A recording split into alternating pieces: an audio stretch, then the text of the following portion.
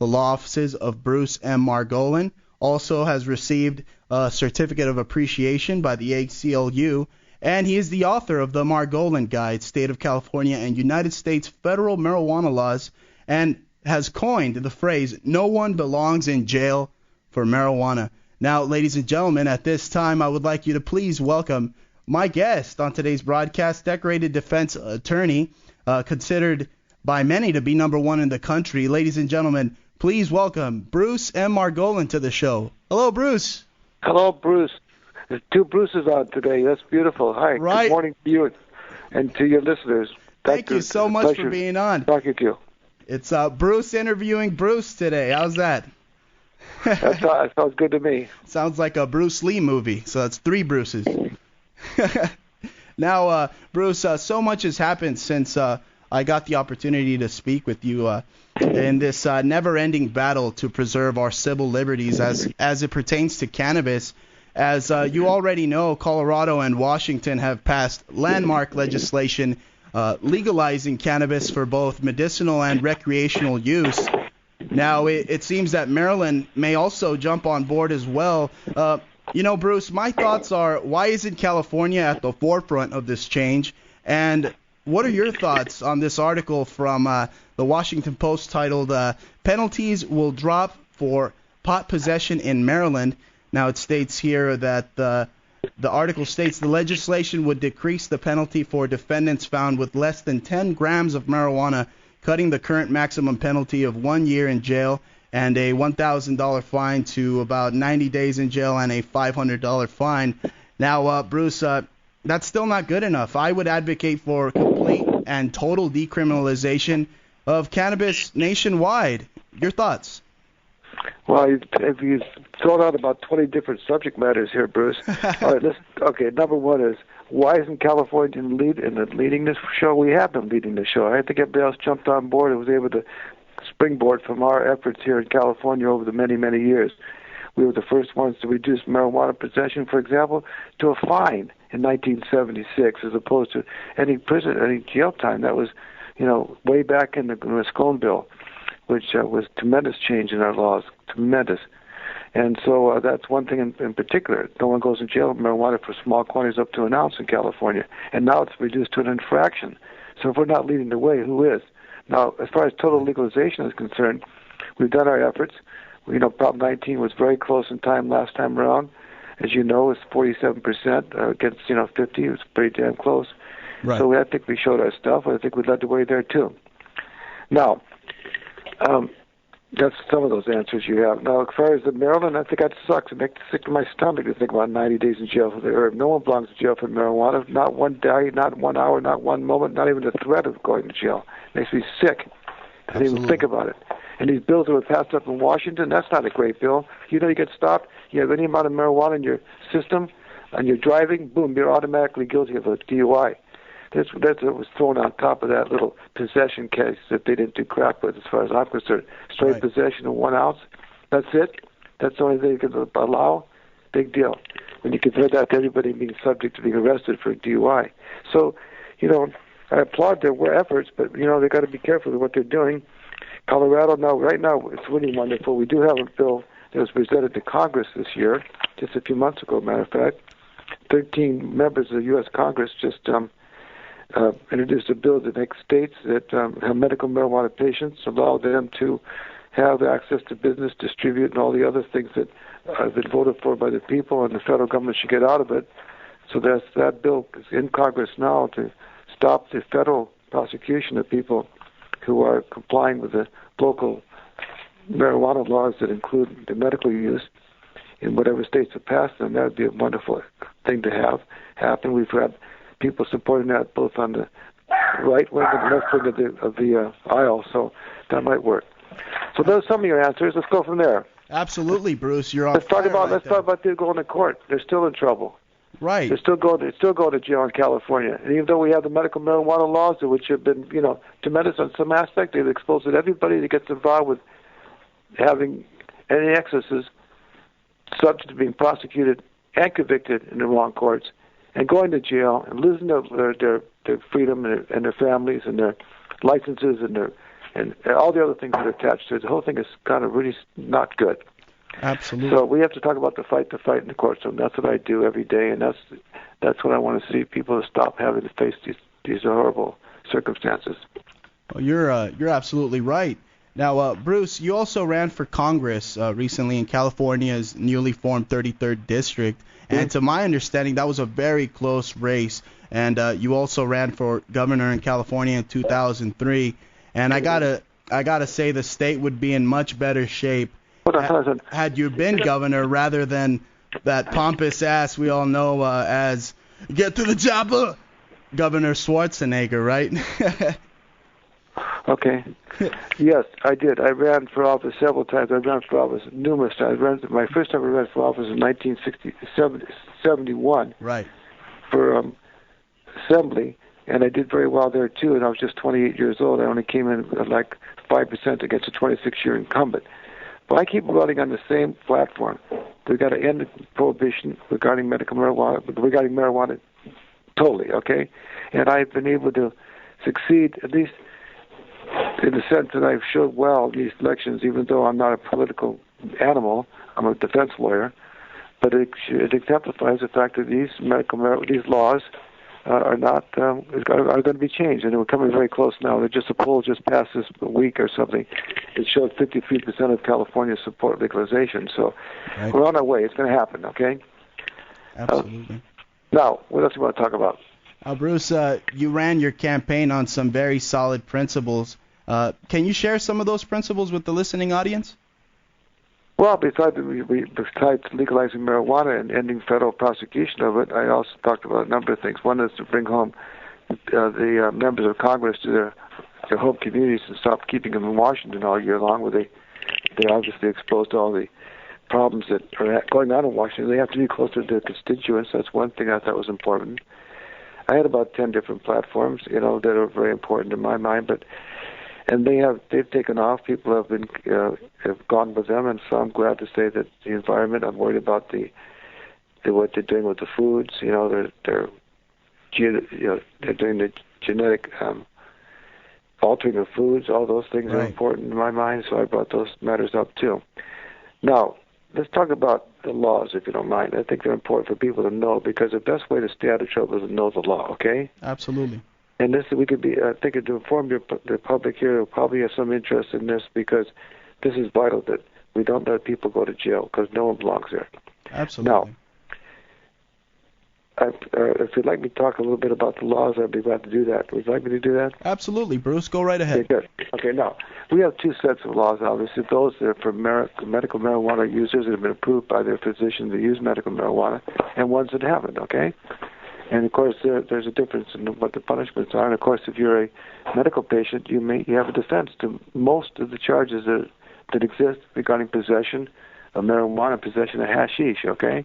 Right. However, when it comes to areas of transporting and even as a patient, you leave yourself wide open to being charged and arrested for transportation of marijuana if it's not for your personal medical needs at the time and the amount is consistent with where you're going. In other words, you can't be driving around with 10 pounds and say, I'm going to go visit my aunt for a day, Right. You can only transport an amount that's reasonably necessary at the time. And number two is, the big problem with many people involved with herb, and has been since my career in 1967, is that obviously we share it with each other, need to be shared with each other. But that sharing with each other, when it comes to compensation, creates a crime, even for medical patients. Even if they're involved with the sharing it with each other, they cannot make a profit. They cannot even be paid for their herb unless they're considered caregivers, and caregivers are very narrowly defined. To be a caregiver, you have to provide consistently health, safety, or and other helpful matters before you provide any marijuana. Right. And then you have to consistently do that. So the point I'm making is that if people want to know the law, they should go online and check out my guide on marijuana laws, because I have it set out. Every aspect that we could possibly think of probably in that little guide would be answered. And that is, they go to 1-800-420-LAWS, LAWS, 1-800-420-LAWS.com. They could get a free copy, download it. Just want to give you a heads up on that, okay? Absolutely. Now, Bruce, would you like to tell our listening audience about your travels to India? I read you traveled to India at a very young age, and also your use of yoga. You're a renowned yoga expert. Well, thank you. Yes. Well, I first went to India in 1971 after the election, and I ran for office. And I did that because I basically was I was 28 years old, 29 years old, and I went on a quest. Didn't know exactly where I was going. I didn't expect to end up in India necessarily, but I had read and met someone named Richard Alpert, who had been the professor at Harvard in those years, working with Timothy Leary in experimentation of LSD and other psychedelics. Right. And he had gone to India and came back and talked about the India teachings of India and the fact that these teachings could get you a lot higher than any LSD trip or anything else you could take, And so I'd heard that, and I was inspired by his thoughts that there was more important things than making money and all that, So I went on a quest, and I ended up going to I went to Greece, and I went to Israel, and I went to Africa, and all these places, but finally ended up in India. And while I was there, by coincidence and serendipity of life, I was led right to the guru that Ram Dass, who had changed his name from Albert to Ram Dass, had been touting, and so I'd been involved with that element all my life since then, since my late 20s. And so as far as yoga is concerned, yoga I think I can't even talk about how valuable it is to people in so many different ways. In one way is, of course, the physicality of it, what it does to your body, how you make sure you're aware of what your body's doing, and that's very good. And of course, there's just all the other aspects of just the quietness of it and the opportunity to do, good things for your body without damaging it. That's it. So yoga's wonderful. I love it. Absolutely. I recommend it to anybody.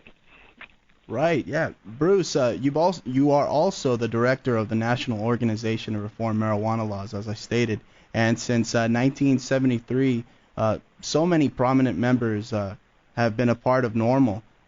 Hunter S. Thompson's one of them, Willie Nelson, I believe, and the lovely Cheryl Schumann, who was a guest on this show. Can you tell our listening audience about NORML and the organization's amazing contributions to cannabis reform? Well, NORML started in 1972 in Washington, D.C.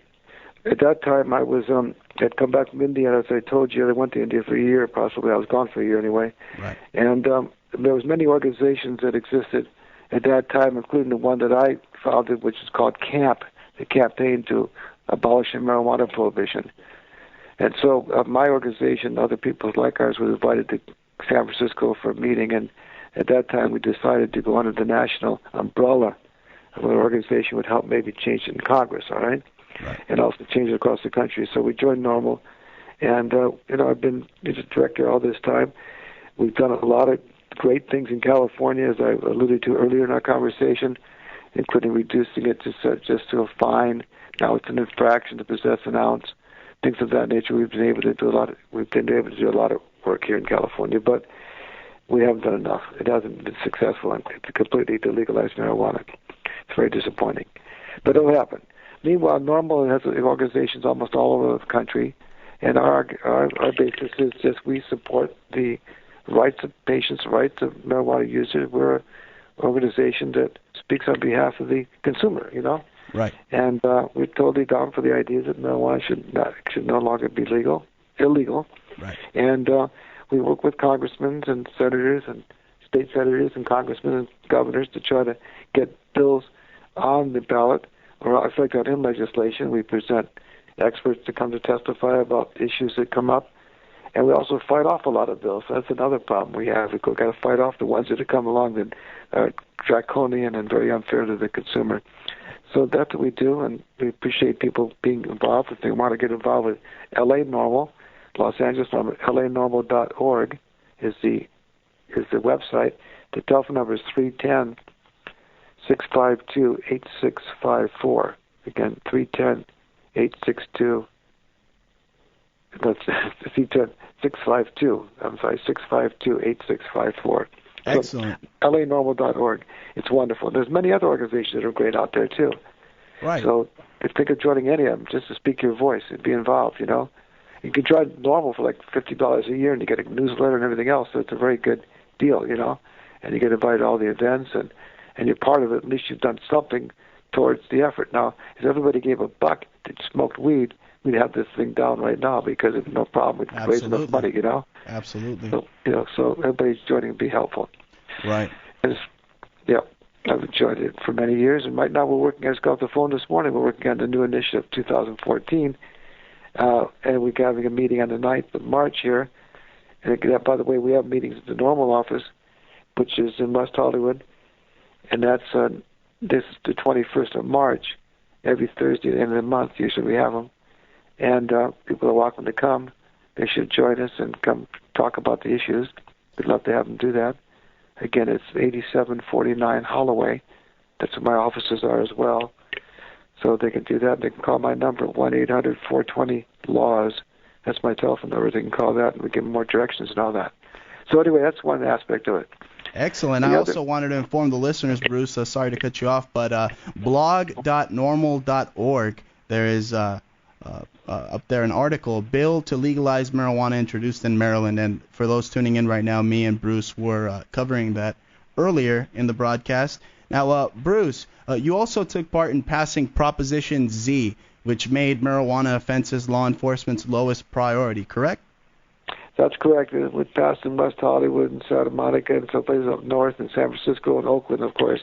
And I don't know how much it's affected it, but it is a law in California that police officers are not supposed to run out on a marijuana case, you know, because they got some call about it. They should make that the lowest priority that they do, and instead of, you know, making that a high priority. And that saves the taxpayer a lot of money, and it also helps the consumer not to be exposed to more and more law enforcement. You know, it helps reduce some of that. It hasn't done, of course, doesn't mean much. It's not really any law in effect, but it does instruct these police officers not to make marijuana a priority in their daily duties. You know, so I'm glad to be involved with that. That's all we could do at that stage. You know, we keep trying to make different aspects of the law more palatable and more reasonable, more respectful to marijuana consumers, and hopefully keep them out of trouble. You know. Absolutely. Got it? Yeah. Go ahead, Bruce. Are you still there? Yeah, absolutely. Now, Bruce, I gotta say, you know, you're a true inspiration to many of us out here advocating for the restoration of the Constitution and our civil liberties. Myself and people like Cheryl have stated that. Now, due to your dedication also to preserving people's individual rights, of course, and as a lawyer, you really get a chance to do that, right, Bruce? Well, that's right. That's why I'm in the heart of it. I mean, I could wear other hats, but this is where my focus has been since 1967.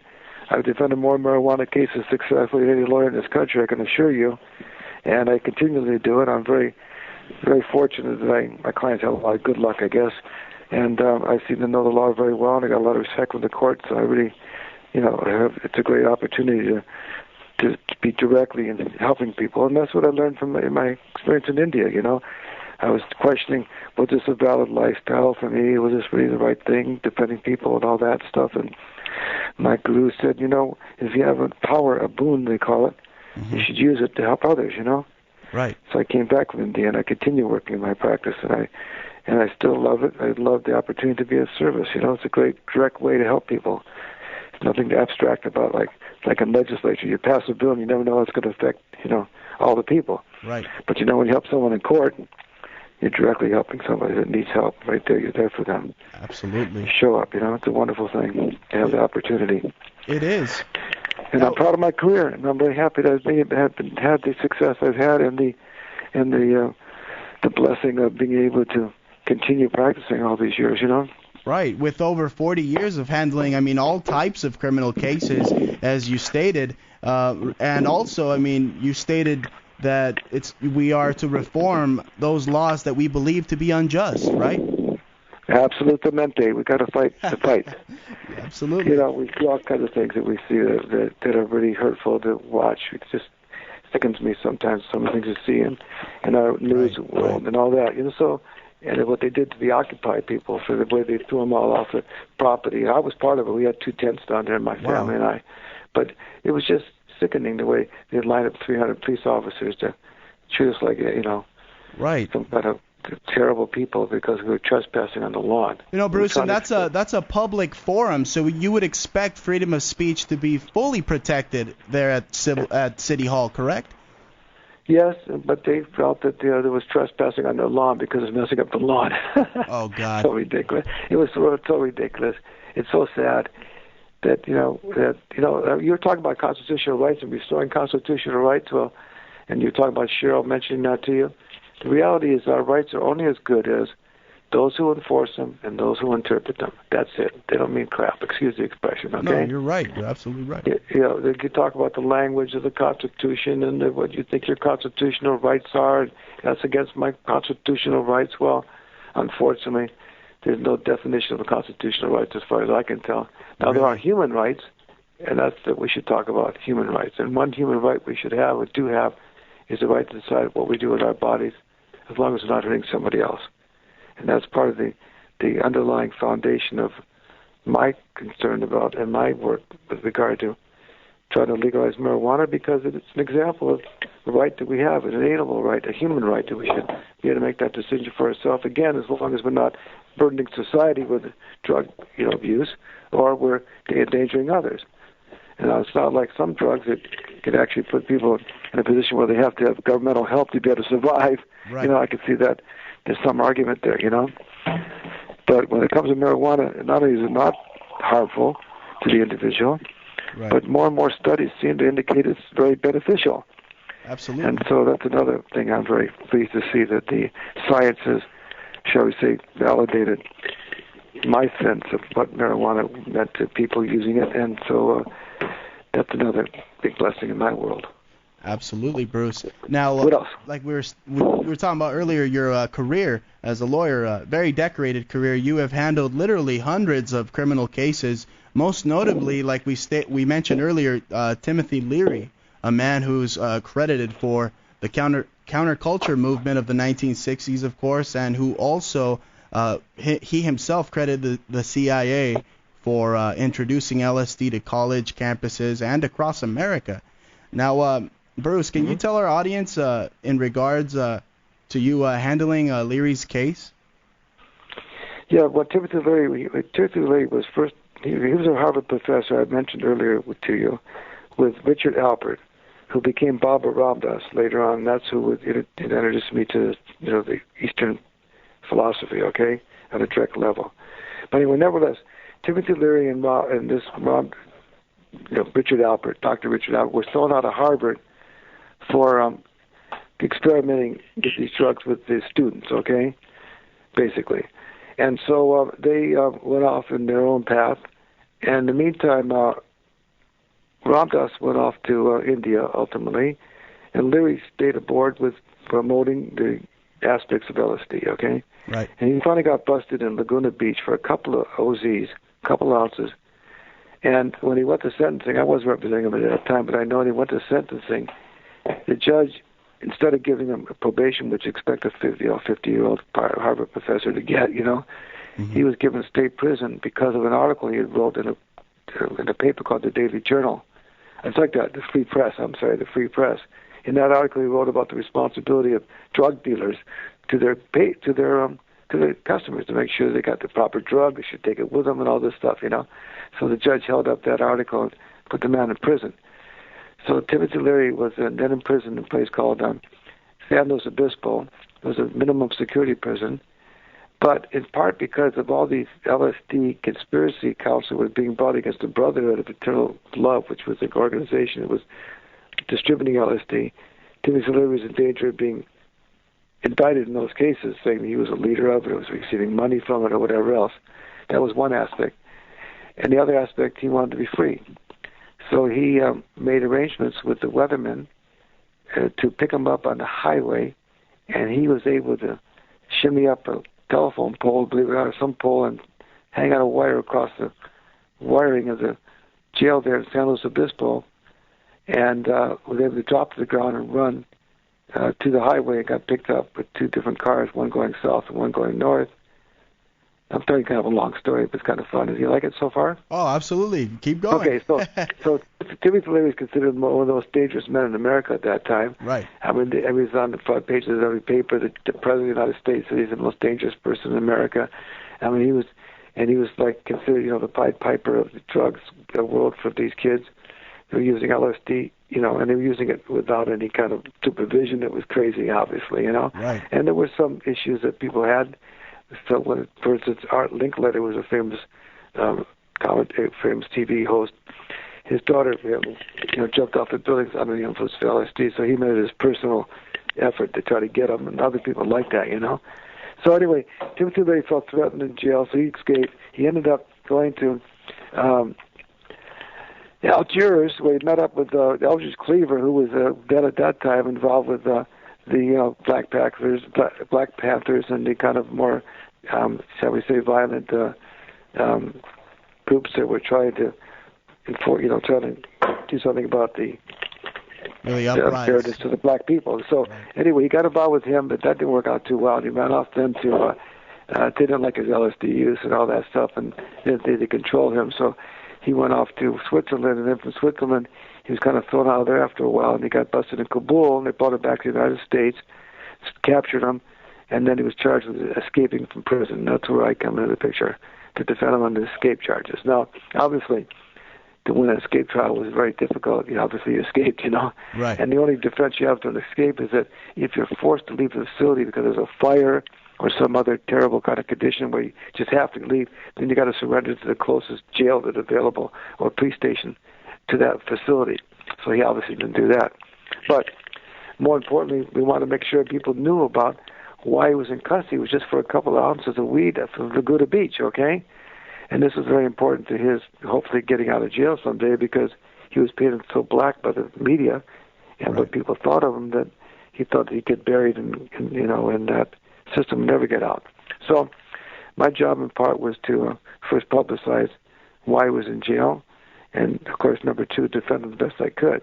And I came up with about 4 or 5 different defenses, and those defenses included the testimony of many of the Harvard professors and psychologists and scientists, and it was a great trial. It took 3.5 weeks, but it was really good. Everybody really laid out who Timothy Leary was and why he's to be respected, and the different kind of examinations they did, psychological examinations they did on him to test him. And it turns out those exams were the same ones he wrote himself when he was at the hospitals he worked for before he went to Harvard. So, Right. I mean, the guy was a great guy. Anyway, so the point is, he was convicted, unfortunately, Let's face it, we expected that, but the judge only gave him like 6 months. But then he started, there was other issues that came up while he was in custody, and he ended up spending about 4 years in there. So it was terrible. It was tough, and tough times for him, but it was very exciting. He was a very extraordinary person. He was one of the bravest people I've ever defended. He was very smart. And I felt, honored that he would allow me to represent him. And it was a great opportunity for me to be able to show my stuff at that point. That was 1973, if I recall, late 72, 73. So I'd just gotten back from India, so I'd had the benefit of had been in practice for about 3 or 4 years before that, and had a very, very successful practice, which I left to go to India. Right. But I could come back and then defend him was a great opportunity to serve, And so that was the experience with Timothy Leary, and of course he still reverberates in our society. My daughter's just graduating from Berkeley this year, and I noticed in their counting of their previous students or professors, they got Timothy Leary down there, for example. Mm-hmm. Proud of his being involved with Berkeley, and so it was a great girl. It's a great experience. I loved it. That's absolutely wonderful. And also, you've handled Guns N' Roses, right? Right, my office did. There was they had a little problem in Beverly Hills Court. It was taken care of quickly, but yes, it was. And they did honor me on one of their albums. They put my name on the album as one of the people that they honored, so I felt very appreciated by that. Yeah, I've had a lot of opportunities to represent a lot of different people over the years. I don't like to talk too much about who they are because it's not my. It's not appropriate to right, yeah, there is talk that about with criminal cases. You don't talk too much about your clients, Absolutely, I understand where you're getting at. Now, I stated earlier you received a certificate of appreciation from the ACLU for your work on behalf of the Constitution Rights Foundation. Can you tell us about being honored by the ACLU? Of course. The first time I was honored was because I defended numerous people in the Vietnam War demonstrations, and so they appreciated me taking on the mantle for the ACLU, defending them. Of course, I was greatly successful. I got them all dismissed. And then I went on to be a speaker on behalf of the ACLU for a few years, doing different aspects of speaking engagements. So that's why they gave me that award, and I appreciate it. And I appreciate the ACLU. Thank goodness for them. In those days, you couldn't go into Disneyland with long hair if you were a male. I mean, those are the kind of things we had to deal with. Wow. Talk about constitutional rights. Those are the kind of things that the ACLU has really been able to protect and help us retain the ones we think of peacefully. I mean, that's a basic human right. You can grow your hair where you want to. It doesn't seem like it could tell you can't go into an otherwise public place without their permission because your hair was too long, Absolutely. Yeah.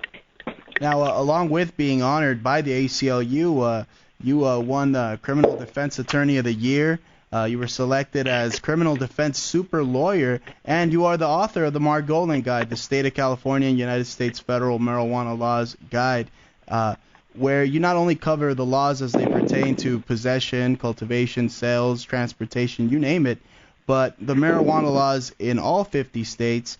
Now, Bruce, Mr. Margolin, can you tell us about your publication, the Margolin Guide? Well, as I mentioned earlier, you can get it online at 1-800-420-LAWS.com or just 420laws, LAWS.com. You can download a PDF. And you could also call my office at 1-800-420-LAWS. We can send you out a hard copy. Now, this little guide is used by everybody right these days because I outline all the important cases, God forbid, if you're in trouble, Right. For example, it has again, you can get it online, so you can just check it out. For example, these cases that come down from the Court of Appeals become very important when you, God forbid, face a case. You don't know the laws, and many lawyers don't know the laws. The typical criminal lawyer is not aware that marijuana laws are a completely different animal. Right. Matter of fact, I give lectures to the public defender's offices. I'm giving a lecture to the Beverly Hills Bar Association this Tuesday on how to defend these cases because they depend on knowing the laws and the cases that have come down over the years that have defined how the laws are going to be interpreted. For instance, I just spoke to you guys earlier about transportation of marijuana by marijuana patients. This case came down, People versus Wayman, in 2010. In that case, the defendant testified that he kept his supply of marijuana solely and for his own personal medical needs in the trunk of his car to appease his mother, who did not want it in the house. Now, you think that was a pretty good thing to say, right? Right. Wrong. The Court of Appeals said, no, you can't transport marijuana unless for your current medical needs.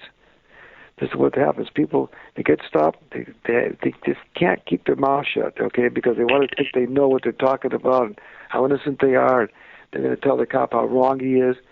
They just every time put their foot in their mouth by talking to the cop because the laws are complicated. You think you know what the obvious should be. It's not necessarily true, And you have that Fifth Amendment right of the right to remain silent, and your Sixth Amendment right to a speedy trial. The people don't want to do it. The people just, just don't have the guts enough to say, I don't want to talk. Matter of fact, if they get my guide, inside of it, there's an invocation of rights card, meaning that you hand that to a police officer to sort of invoke my rights to remain silent. I don't consent to any search. I don't want to be asked any questions about any of my property. And I asked them to let me speak to my lawyer and call Bruce Margolin if possible. They could use that little card and put it in their pocket, or just keep it. Just remember, don't talk to police officers. It doesn't help. Be polite. It's important to be polite, but otherwise, don't waive your rights to speak to them. And understand, when you first get stopped by a police officer on the street, and you start talking to them, he doesn't have to give you any constitutional rights and Miranda rights. He can ask you all kinds of questions so long as you're fool enough to answer them, as long as you're not under arrest and in custody. Until that time, there's no requirement of the constitutional rights being given. So there's an example how people put their words out there They open up. They think they know what they're talking about. They start talking about where they're going with the marijuana, what they've done with it, blah, blah, blah. They don't have to do all that. Now, number two, as I didn't get in my guide, in order to keep from being arrested or charged as a patient, having a letter alone does not mean that cops are going to say, fine, I accept that letter. We'll see you later. You need to get a county identification card issued by the county health department. Those they cannot reject. They cannot say those are not valid recommendations. And if people would like to do that, they can call the county health department. They'll go out there and give them a card. And that card is something, again, they can use that to present that to a police officer if they feel it's the appropriate thing to do at the time. And if not, they can present it to court later on. Or they can present a letter later on. So the letter doesn't keep you from getting a defense in court, but it doesn't keep you from being arrested. That's the difference in a card that's issued by the county health department and those just having a letter from their doctor. Got that? Got that. Absolutely Good. Right. Yeah, well, Bruce, really, I met you, man, 2011 February. You were throwing your 420 for Change party. You guys invited me. Are you guys going to be throwing another one of those parties soon? You met me. You must have been still stoned from that party. You met me in February for the 420 party. That's in April. Oh, you said you met me in February. You're right. Yeah, you say there. I'm stoned on air. I'm not saying you said you met me in February. Yeah, the you're party right. was in April. It was in April. Correct. Yeah. Are you guys gonna throw another one of those? Well, we're thinking about it right now. I'm getting a little late in the game to make that decision. I know it's already March, but usually we have a gathering. Yeah, and it's usually a lot of fun at the office. So if your guests want to call the office, we'll give them heads up, take their number, and advise them the probability of having that little gathering. Yeah, we have a lot of fun. Obviously it's a special day. Right. And matter of fact, that's my telephone number is 1-800-420-LAWS. I help promote that 420 slang word for matters involving the sacred herb. Absolutely. And so, and it's been really a trip. There's a whole story about 420. You have any idea why they call it, what the 420 has to do with? Well, they have all sorts of rumors, but go ahead. Yeah. What do you think? Give me one do you have? Well, there's that one rumor that it's supposedly Hitler's birthday or something, right? Hitler's birthday? Oh, my God. Anyway, no. No one really has the answer. It's true. The first time I heard it is up in Oregon.